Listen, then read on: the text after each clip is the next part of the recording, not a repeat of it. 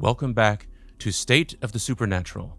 I'm Michael, and we're on a journey across all 50 states uncovering 3 supernatural stories from each one. Not the famous hauntings you've heard 1,000 times.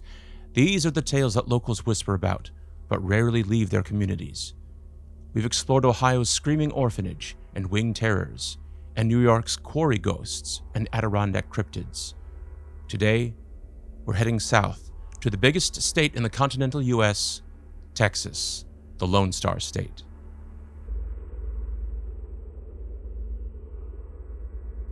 Texas is massive, 268,000 square miles of diverse terrain, from the piney woods of East Texas to the hill country. From the Gulf Coast to the Panhandle, this state has room for secrets. And trust me, it's hiding plenty of them. The supernatural history here runs as deep as the oil wells, rooted in centuries of Spanish legends, Native American folklore, and frontier violence that left permanent scars in the land. Before we dive in, if you're enjoying this journey state by state, make sure you're subscribed and hit that like button. We've got plenty more lined up ahead for you, and Texas is just giving us a taste of how dark America really gets. Now, let's talk about Texas's supernatural side.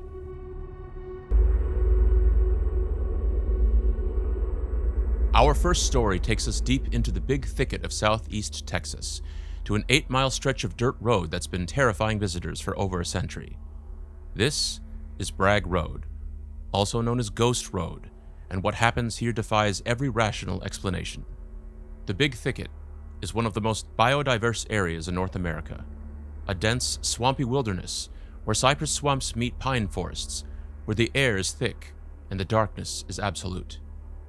It's the kind of place where you can get lost 20 feet from the trail, and cutting straight through the heart of it is BRAGG Road.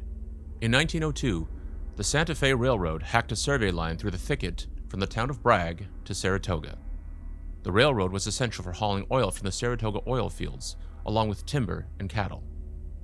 For decades, trains made the daily run through the isolated corridor, their whistles echoing through the forest. But by 1934, the oil was running out, and the railroad fell out of use. The tracks were pulled up, but the bed remained, transformed into a narrow dirt road for vehicles.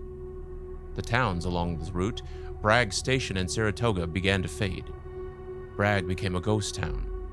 Saratoga barely held on. And that's when people started seeing the light. Since the early 1900s, even when the railroad was still active, locals reported seeing a mysterious light on Bragg Road.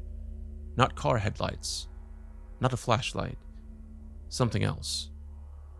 A glowing orb about the size of a pumpkin that appears without warning in the pitch-black darkness of the thicket. The light behaves in ways that shouldn't be possible. Witnesses describe it bobbing up and down, swaying side to side, sometimes staying stationary, other times rushing toward vehicles at incredible speed before vanishing. Some say it changes colors, white to orange to red. Others claim it has a playful personality, appearing when you least expect it and disappearing the moment you try to approach. The most popular explanation?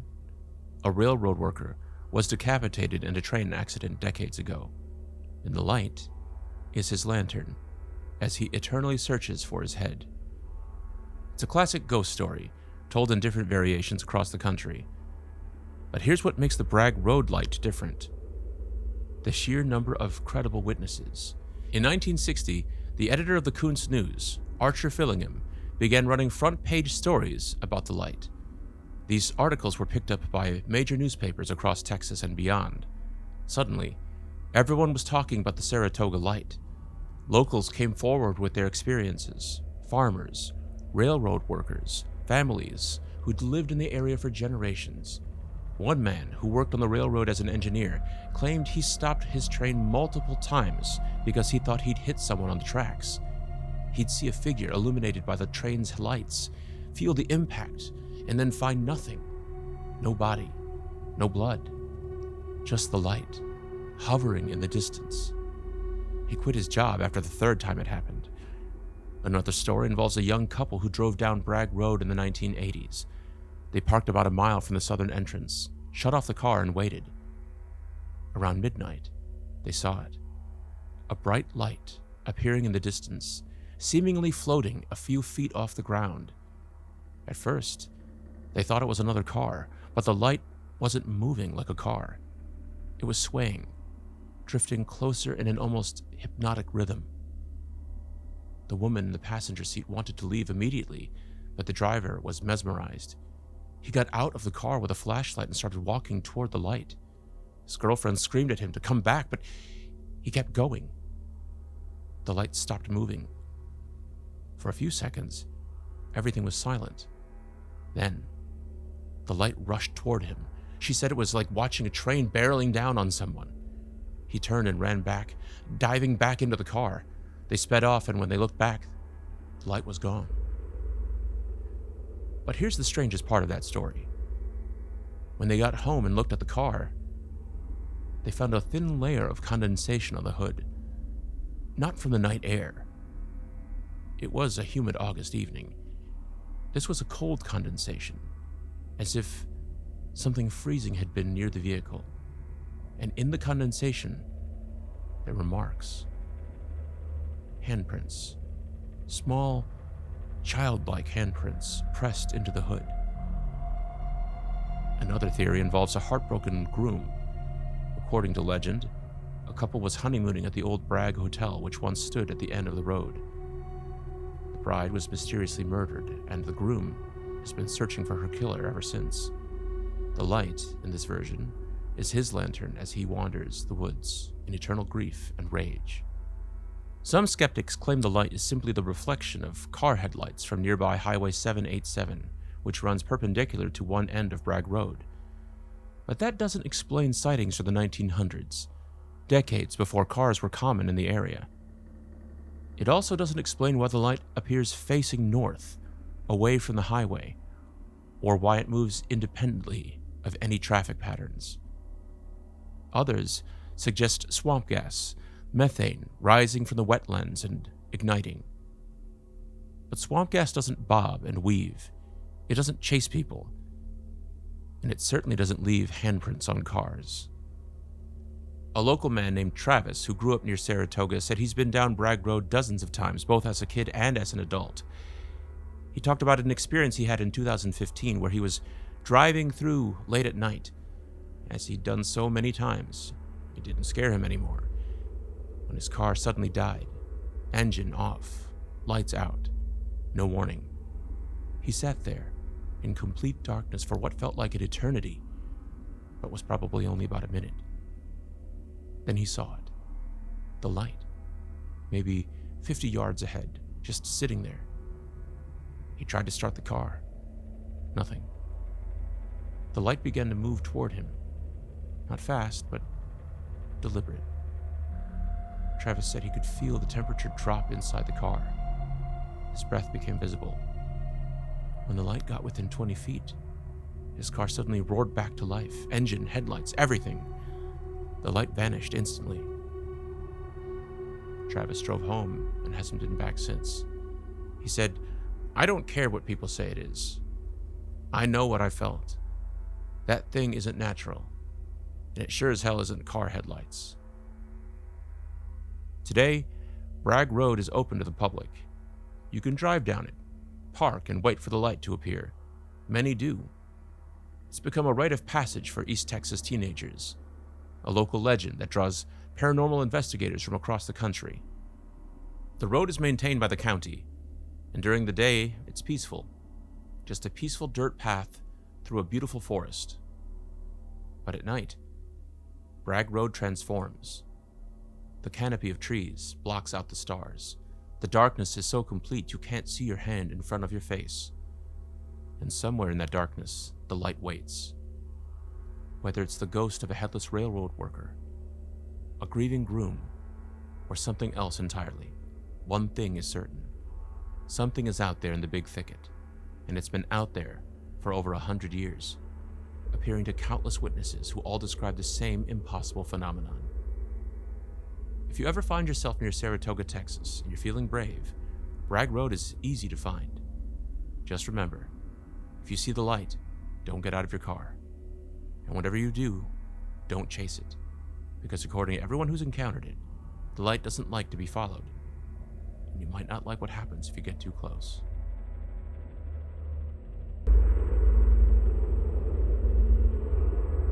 Our second story takes us to the Texas Hill Country, to a quiet creek in Erith County, where a brutal murder in the 1860s left a stain that time cannot wash away. This is the story of McDowell Hole and the ghost of Jenny Papworth, a woman who's been searching for justice for over 150 years. In the 1860s, Texas was a dangerous place. The Civil War was raging, cattle rustlers prowled the frontier, and Comanche raids were still a very real threat. It was into this violent landscape that Charlie and Jenny Papworth arrived with their infant son Temple, settling on a piece of land near Green Creek next to Charlie's cousin, Jim McDowell.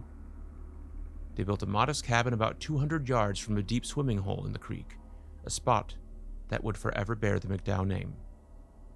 For 5 years, they worked the land, raised cattle, and welcomed a second son. Life was hard, but they were making it work. Then tragedy struck in the worst possible way. Charlie's parents died, and in their will, they left them their furniture. The only way to transport it was by train, and the nearest rail station was in Texarkana, 200 miles away. Charlie would need to make the journey with his wagon, and it would take at least a month. He was terrified to leave Jenny and the children alone. Cattle rustlers were becoming bolder, and violence in the area was escalating. They made a plan. During the day, Jenny and the boys would stay at the cabin, but every evening, they would walk to either the McDowells' or another neighbor family's house and spend the night. It wasn't ideal, but it was the best they could do. For several weeks, the plan worked. Jenny and the children showed up like clockwork. But then, one night, they didn't arrive. The McDowells waited. When Jenny still hadn't shown up by the morning, they rushed to the Papworth cabin, fearing the worst. What they found was a scene of horror. The cabin was in complete disarray. Furniture overturned, blood on the floor. And hiding under the bed, shaking and sobbing, was Temple, Jenny's older son. He was covered in blood, but he wasn't injured.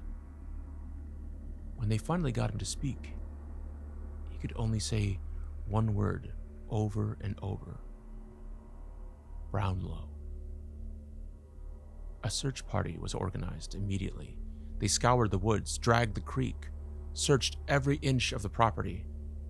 Jenny's body was never found, but her infant son's body was discovered floating in McDowell Hole, drowned. The child had been thrown into the water with such force that witnesses said it could only have been done by someone in a blind rage.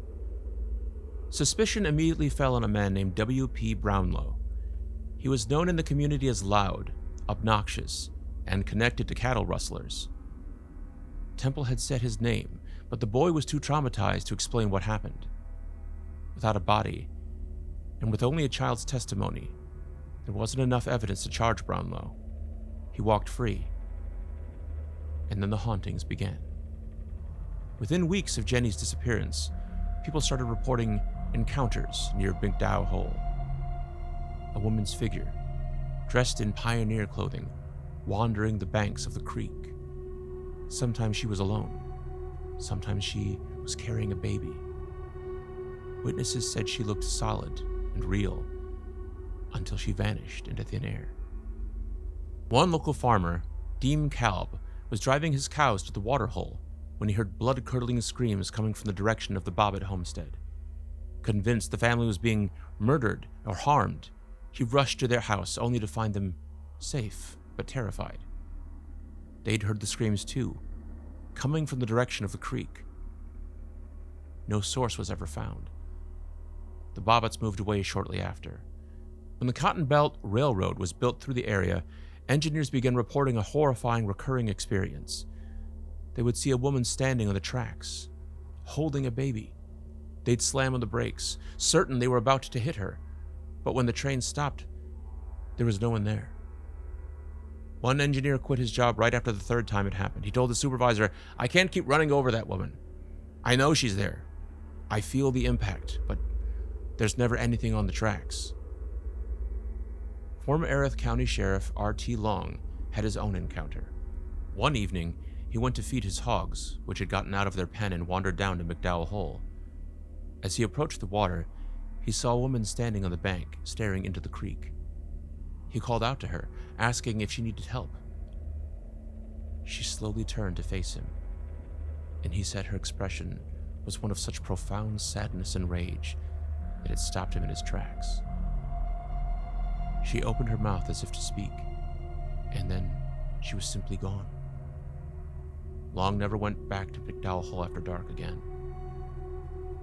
Two boys, fishing at the creek in the 1880s, watched in horror as a woman's figure rose out of the water, dripping and translucent, holding what appeared to be an infant. They dropped their fishing poles and ran, and neither of them ever went back. But the most significant encounter happened decades after Jenny's disappearance. W.P. Brownlow, the man suspected of her murder, lay dying in his bed in the early 1890s. According to multiple witnesses present in the room, Brownlow became increasingly agitated as death approached. He kept staring at the foot of his bed, his eyes wide with terror, insisting that someone was standing there. Those in the room saw nothing, but Brownlow described her in detail. A woman in a pioneer dress holding a dead infant, her clothes dripping wet, began screaming, begging for forgiveness.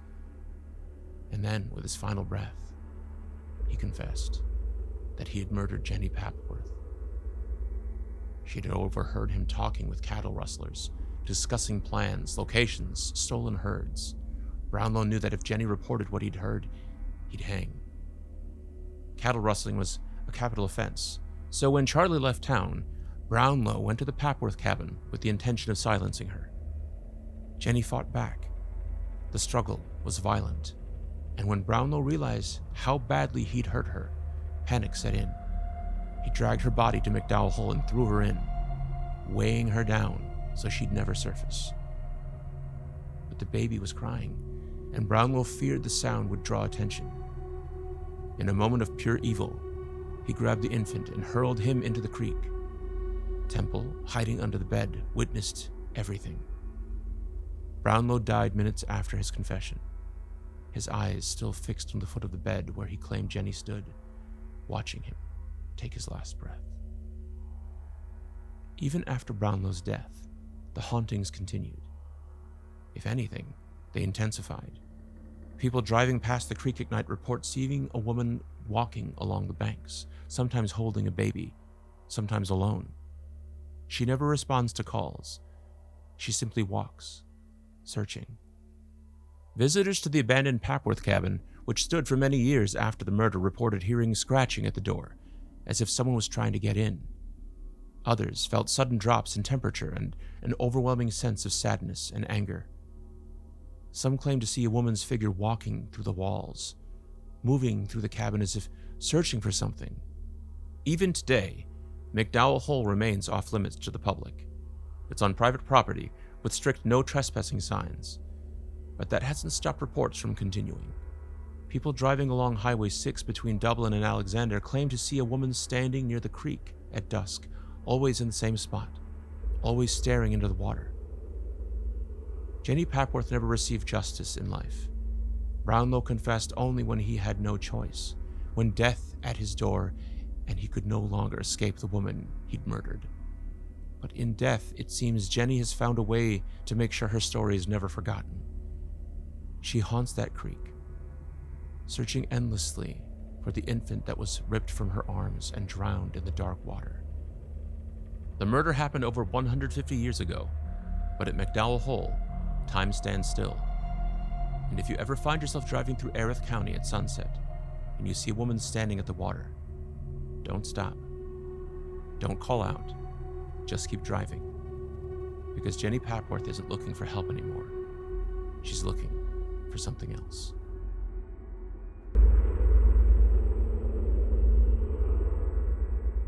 For our final story, we're heading to South Texas, about 80 miles southeast of San Antonio, to a small town called Yorktown. Population barely over 1,000, it's a quiet, charming place with one notable exception. It's home to what many call the most haunted building in Texas, and possibly one of the most haunted hospitals in America. This is Yorktown Memorial Hospital, and what happened within its walls defies belief. The hospital was built in 1951, named in honor of local residents who died in World War II. It was a 30,000 square foot facility, modest in size, with 2 wings, a small chapel, and living quarters for staff on the 2nd floor. The hospital was operated by the Felician Sisters, an order of Catholic nuns who ran it with strict discipline and unwavering faith. On paper, it should have been a peaceful place of healing. But something was very, very wrong at Yorktown Memorial. One report claims that during a 6-year period under the nuns' administration, over 500 patients died. That's almost 2 deaths per week during that span alone. Families began whispering about malpractice, about patients who went in for minor ailments and never came out, about medications administered incorrectly, about neglect hidden behind the veil of religious authority. In 1986, another hospital opened in nearby Cuero, and Yorktown Memorial closed. The building was briefly converted into a drug and alcohol rehabilitation center, which only added to the negative energy saturating the property. By the early 1990s, it was abandoned entirely. And that's when people started noticing something wrong. Locals walking past the hospital at night heard sounds coming from inside. Screams, moaning, the sound of old hospital equipment, gurneys rolling through the hallways, monitors beeping, footsteps echoing through empty corridors. But the building was empty, locked, abandoned. The story spread, and eventually, paranormal investigators began to take notice. What they found inside Yorktown Memorial Hospital would terrify even the most seasoned ghost hunters. The hospital interior is frozen in time. Patient rooms are fully furnished with the actual beds people died in. Old rocking chairs sit in corners. The chapel still has its pews and altar. The kitchen walls are painted a sickly green that makes the space feel even more oppressive. Medical equipment, outdated, rusted, eerie, is scattered throughout. It's as if everyone simply walked away one day and never returned. But the building is anything but empty. Investigators report seeing shadow figures moving through the hallways. Not vague shapes, fully formed human silhouettes, walking with purpose, sometimes stopping to look at the living before vanishing.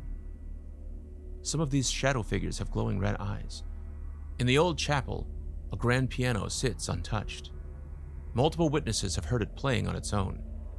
Not random notes, but actual melodies, as if invisible hands are pressing the keys. When investigators approach, the music stops immediately. One of the most active areas is a patient room where a young girl is said to have died.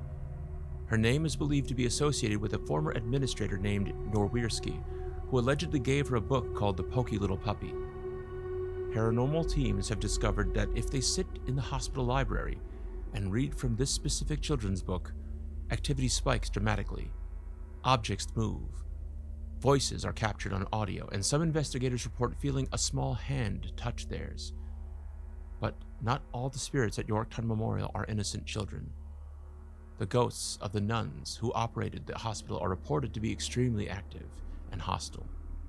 Visitors who enter the building in what the nuns would consider inappropriate attire, shorts, tank tops, revealing clothing, report being physically attacked, scratched, pushed. Some have even been forcibly shoved out of rooms by unseen hands. People with visible tattoos report even more aggression. One investigator was exploring the 2nd floor when she felt a sharp pain across her back. When her team checked, they found 3 long scratches deep enough to draw blood across her shoulder blades. She had been wearing a tank top with a tattoo visible on her arm. Another team member reported being in the basement when he heard a woman's voice, stern and angry, say directly into his ear, "Get out." He turned around. No one was there. Seconds later, he felt hands on his chest, shoving him backwards with incredible force. He fell, hitting his head on the concrete floor. His team rushed him out of the building. Electronic voice phenomena, EVPs, captured at Yorktown Memorial, are among the most disturbing ever recorded. Words like kill, evil, devil, leave have been captured on audio equipment. One recording, a woman's voice clearly say, "You don't belong here." The hospital basement is considered the most dangerous location. It's where bodies were stored before being transported to the morgue. Investigators report an overwhelming sense of dread the moment they descend the stairs. Some experience sudden drops in blood sugar. Others taste blood in their mouths. Equipment malfunctions constantly before batteries drain in seconds. Cameras shut off. Flashlights die without explanation. One investigator reported feeling the hospital bed on the second floor shake violently on its own. He was lying on it, trying to make contact with spirits, when the bed began to rock side to side with increasing intensity. He jumped off, and the bed immediately stopped moving. When he checked the bed frame, there was no mechanical explanation. It was a solid, stationary piece of furniture. Perhaps the most chilling phenomenon involves talking dolls. Throughout the hospital, old children's toys and dolls have been left behind. On multiple occasions, these dolls have activated on their own, even though the batteries have been removed. Investigators have recorded dolls laughing, crying, and speaking in the middle of the night, their voices echoing through empty hallways. The hospital has been featured on multiple paranormal shows, including Ghost Adventures and Destination Fear. Every team that has investigated the location has captured unexplainable evidence. Every investigator is left with stories they can barely process. In 2025, the hospital was purchased by paranormal researchers Fred and Stephen Garza Guzman, who now offer guided tours and overnight investigations to the public. Thousands of people from around the world have visited, and the reports remain consistent. Yorktown Memorial Hospital is not abandoned. It's occupied by the dead.